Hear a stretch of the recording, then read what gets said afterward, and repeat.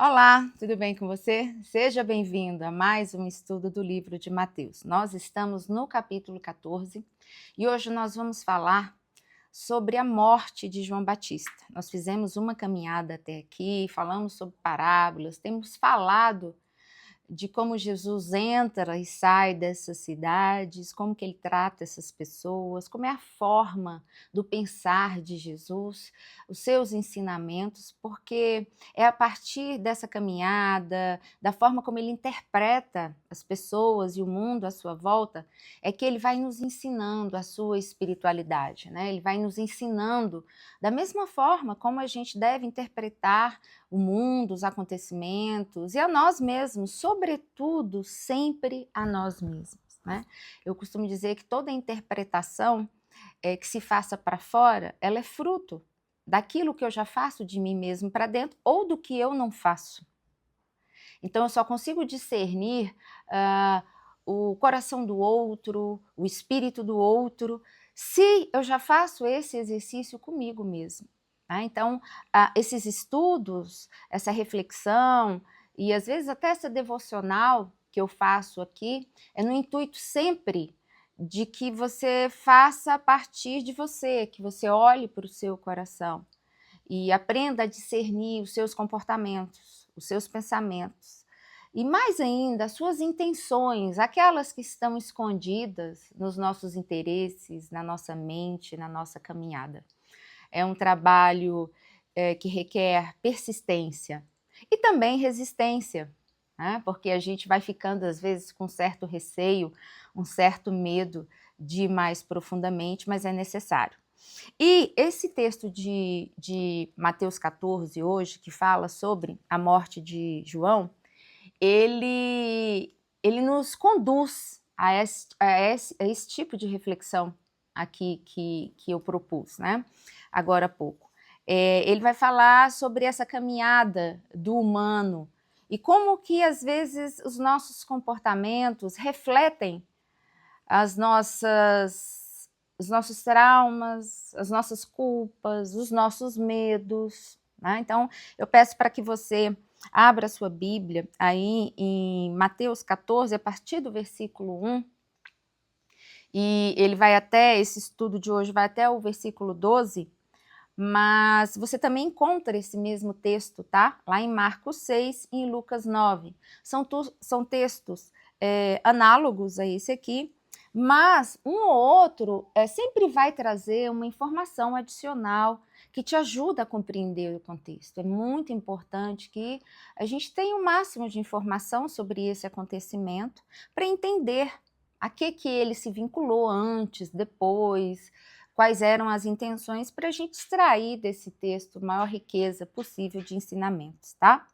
Então, bom, eu não vou ler, mas vou fazer um resumo breve do que esse texto nos fala. Então, ele está falando aqui da morte, ele conta-nos a história da morte de João Batista. E ele inicia o seguinte: Herodes ouve falar de Jesus, dos milagres que Jesus fazia, das curas que Jesus efetuava naquele local, e ele então, automaticamente, ele vai pensar, esse Jesus talvez seja João Batista que ressuscitou, o João que eu degolei e matei. Esse é o pensamento que abre esse texto, é um pensamento de Herodes, que era então rei àquela época ali da região da Galileia. E aí, logo em seguida, o apóstolo Mateus está traduzindo para a gente o que veio antes. Ele vai explicar, olha, Herodes mata João Batista. Lembra o João Batista, que era primo de Jesus, aquele João que disse que é importante que eu diminua e que Cristo cresça em mim. Aquele João Batista que viu Jesus sendo batizado, né, o Espírito Santo pousando sobre ele. Aquele João Batista que pula no ventre da sua mãe quando a sua mãe encontra Maria. Então a gente está falando desse João Batista, né, que vai comer, que vive no deserto, um João Batista que tinha discípulos e que foi preso por esse Herodes. Esse Herodes prende João Batista, por quê?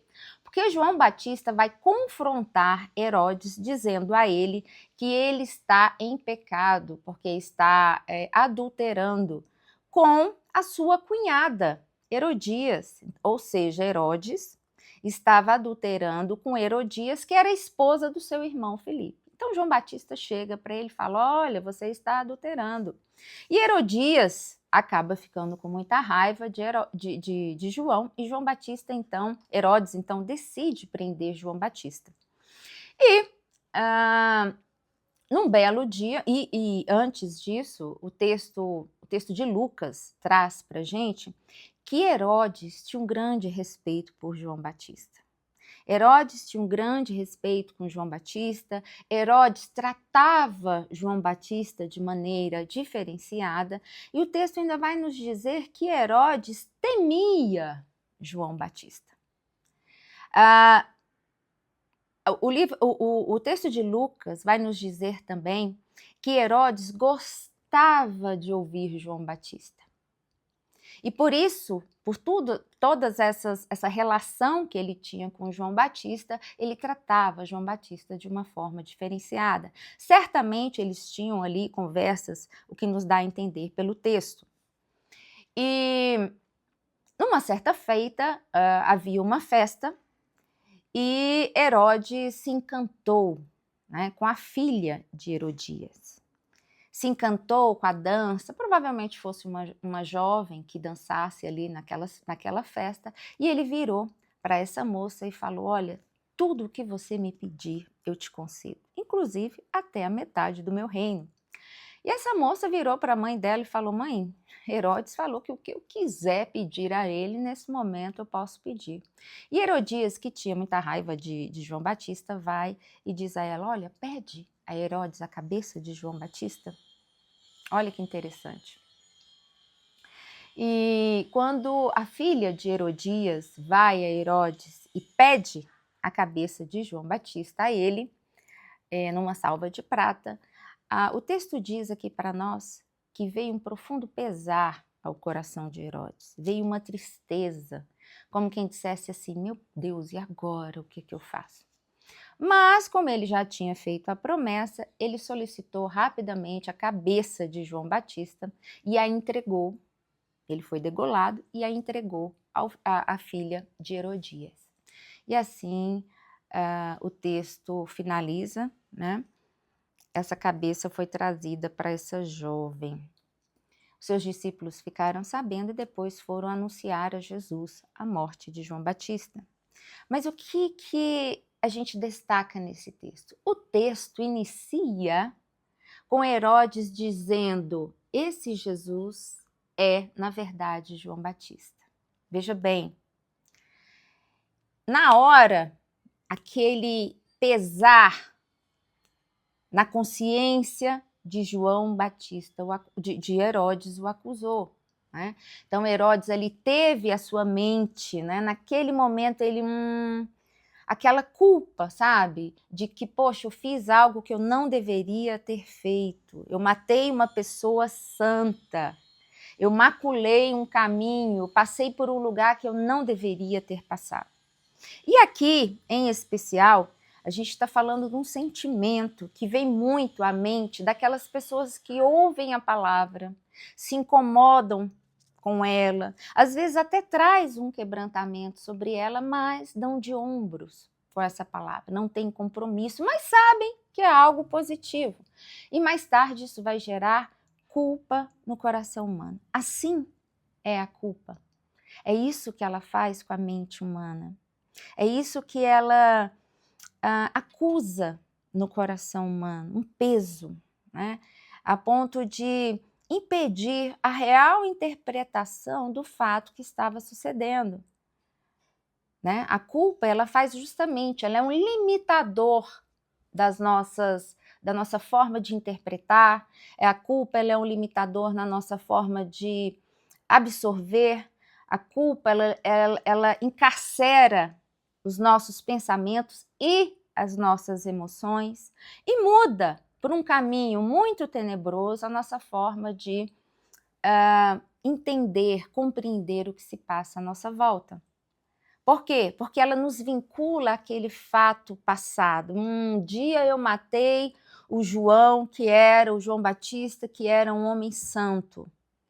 Eu sabia que aquela palavra, que embora me confrontasse, embora me fosse até muito provocativa, eu sabia que ele não estava errado, que ele estava certo.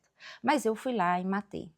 E aqui eu destaco esses dois caminhos que nos deixam muito claro que acontece, né, não só na vida de Herodes, mas acontece em todo o coração humano que ouve o que é bom, mas que sabe que uma coisa é boa, mas que o coração dele, no fundo, o condena. Paulo vai nos dizer isso lá em Romanos 14. Ele fala, olha, bem-aventurado o homem cujo coração não o condena naquilo que ele aprova. Bem-aventurado o homem cujo coração não o condena naquilo que aprova. Como assim? Como assim? Você sabe que uma coisa é boa, você deveria tratar aquilo como a melhor coisa, né? Como a pérola. Lembra da parábola da pérola? Que eu achei a pérola, que eu achei o tesouro. Né? Quando aquele indivíduo achou o tesouro, ele tratou o tesouro como se fosse tesouro, de fato. O comerciante que achou a pérola, tratou a pérola como a pérola de melhor qualidade. Herodes não. Herodes achou a pérola, achou o tesouro, mas deu de ombros para o tesouro, deu de ombros para a pérola. E quando a gente acha nosso coração nos condena naquilo que a gente aprova, né? O nosso coração sabe no fundo que eu deveria ter agido de uma maneira, mas agi de outra. João, lá na carta de 1 João, que não é esse João, que é o discípulo João, ele vai dizer, olha, aquele cujo coração, né, se encontra limpo diante de Deus, ele tem paz com Deus. Ele tem paz consigo mesmo. Ele tem paz com o universo. Coisa que Herodes aqui não encontrou. Por quê? Porque o coração dele estava condenando a ele mesmo. Ele não precisava de ninguém condenar ele mesmo. Ele se condenou.